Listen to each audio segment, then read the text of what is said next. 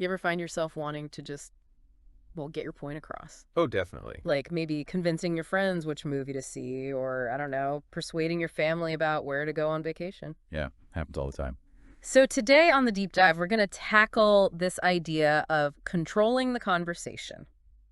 Now, I know that might sound a bit intense, A bit pushy, maybe. Yeah. right? Pushy, but really it's more about becoming a more effective communicator, sort of guiding interactions towards outcomes you're hoping for. Exactly. Think of it less as manipulation and, more like skillful navigation. Mm. Our goal here in this deep dive is to explore how these principles often talked about in sales. Right, like from Grant Cardone's stuff, Yeah. sell or be sold. That's it. How those ideas can actually be like incredibly valuable tools for you in all sorts of daily situations, not just sales. Right.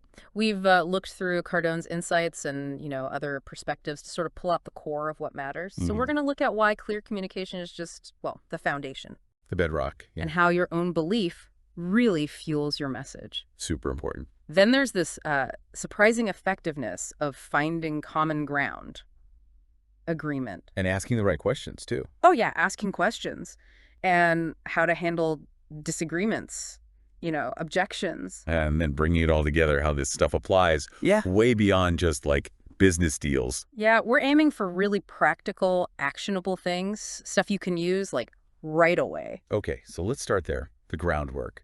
Why does just talking matter so much when you want to influence a situation? Okay, yeah, let's unpack that fundamental idea. When we talk about selling here, forget the old image, someone trying to push something on you. Right, the used car salesman stereotype. Exactly. Think broader. It's about sharing any idea, any suggestion really, and getting someone else to agree, to kind of come on board with your perspective. Like Cardone says, right, selling is a way of life. It's basically influence. And that all starts with how well we communicate our thoughts. Simple as that. It's kind of fascinating, though, that the very first step in any interaction, Hmm. whether you're negotiating a big deal or just figuring out dinner plans, is clear and, crucially, engaging communication. If you can't really articulate what you're thinking in a way that connects with the other person, It's tough. it's going to be an uphill battle for sure. Think about a simple example, like, let's say a student, Alex, right, wants to set up a study group. Okay. His first sale is just convincing his classmates it's a good idea. Now, if Alex just mumbles something vague, Yeah, hey, want to study sometime. right, and doesn't clearly explain the benefits, like maybe it'll help everyone get the material better, they Yeah. can share notes, whatever. They probably won't jump at it. Exactly. His classmates might just be like, maybe. No enthusiasm. So that brings up a good point for everyone listening. Think about a time you really wanted to convince someone of something. Yeah. Could be anything. Suggesting a different route in traffic, Right. maybe getting a colleague to try some new software. How did you actually, communicate your idea? Were you clear? Did you explain the why? And looking back, what could you maybe have done differently to make it more compelling, generate a bit more interest? Good question. Okay, let's shift gears a bit to something that seems obvious, but it has a huge impact. Belief. Yeah, building right on that communication foundation. Your genuine belief in what you're putting across product, service, just an idea. Mm-hmm. It acts like this powerful undercurrent. Yeah. There's research suggesting that genuine emotion, even subtle stuff, Mm-hmm. it's often more persuasive than just logic alone. Your belief is like that emotional fuel. Oh, it totally translates. Think about like recommending a restaurant. Okay. If you just go, yeah, it's all right. Your friend isn't exactly rushing to book a table, are they? Nope. Pretty lukewarm reaction. But if you light up, oh my gosh, you have to try this place. The pasta was incredible. The vibe was amazing. Your genuine enthusiasm, it's infectious. Precisely. If you truly believe it, that conviction just, it comes through. Your tone, body language, the words you pick. Yeah. It builds trust, makes people take your view more seriously. Like the sources say, that internal conviction is really fundamental. So for you listening, maybe reflect on this. How does your own level of belief in an idea change how you present it? Yeah. Have you noticed, like, when you're really passionate, it's just easier to bring people along? Definitely. Okay, let's move to another principle. Seems simple, but it's incredibly effective. The magic of agreement. Right. Chapter 9 in Sell or Be Sold talks about this. It does. Okay, but hold on. This isn't about just like rolling over and agreeing with absolutely everything, is it? No, no, absolutely not. It's more nuanced. Okay. It's about finding common ground, acknowledging their perspective, even if you don't fully share it yet. What's so interesting is the psychology behind it, isn't it? Finding even small points of agreement. Yeah, it builds rapport almost instantly. Kind of lowers the other person's defenses. Makes them feel heard, understood. Exactly. Which, in turn, makes them way more open to hearing what you have to say next. Okay, give me a practical example. How does this work? All right, imagine you're suggesting, say, a new project management tool to your team. Okay, standard workplace thing. And someone speaks up, voices a concern. I'm worried it'll be too complicated to learn. Right. Happens all the time with new tech. Now, the instinctive reaction might be to jump in with, no, it's really easy. Yeah, defensive. But a much better approach, using agreement, would be something like, yeah, I understand why you might feel that way. New software can definitely have a learning curve. Okay. So you acknowledge it first. Precisely. Then you follow up. Maybe we could schedule some initial training sessions, get everyone comfortable with it. So that first bit, I understand why you might feel that way. That validates their worry. Exactly. By agreeing with the premise that new software can be tricky, you connect. You make them more receptive to your solution, the training. Okay, that makes sense. So for the listener, think back. Can you remember a time someone acknowledged your point, even if they didn't fully agree at first? Did it make you more willing to hear them out? Probably did, right?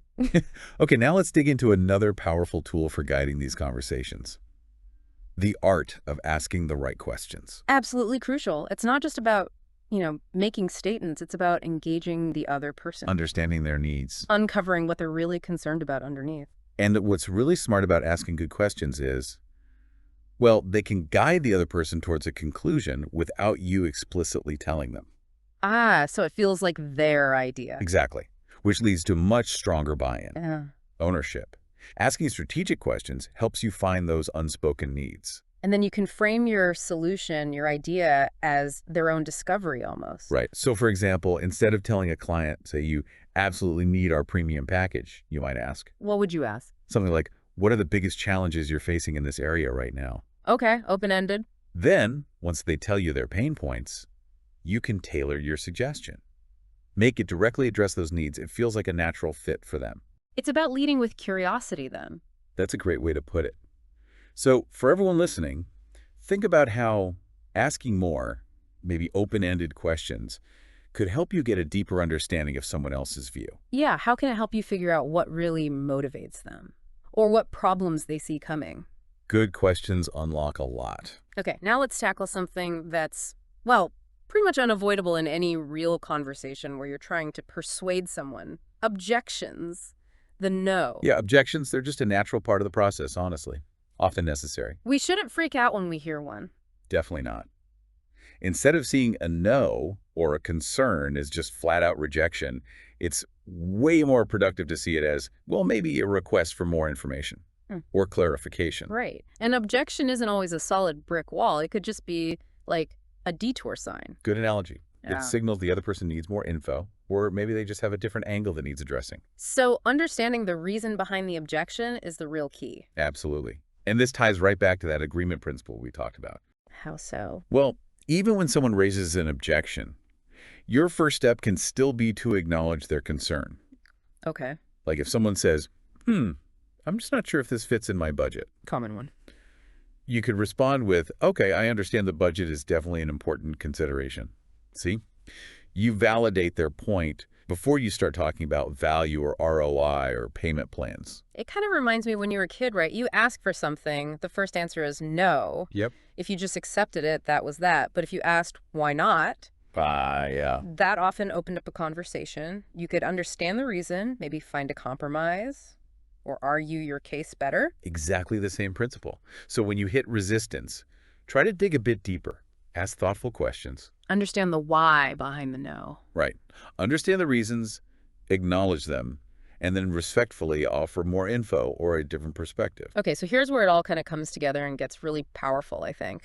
All these skills we've been discussing, the clear communication, the belief factor, finding agreement, asking good questions, handling objections, they're not just for formal sales pitches. Not at all. They are so universally applicable in your everyday life. Yeah, the sources we looked at mention internal and external business stuff. Right. Dynamics within the company versus outside. We can translate that to our world, right? Mm. Internal is like family, friends, study groups, people you know well. Your close circle. And external could be new people you meet, maybe giving a presentation, any situation with a broader, less familiar group. Makes sense. So think about trying to decide on, I don't know, a weekend activity with friends. Yeah. You can use clear communication, explain why your idea would be fun, your genuine enthusiasm, that belief will be catchy. Right. You could start by finding agreement. Hey, I know we usually do something outdoors, but... Acknowledging the usual pattern first. Yeah, then ask questions. So Hey. what kind of vibe are we all feeling this weekend?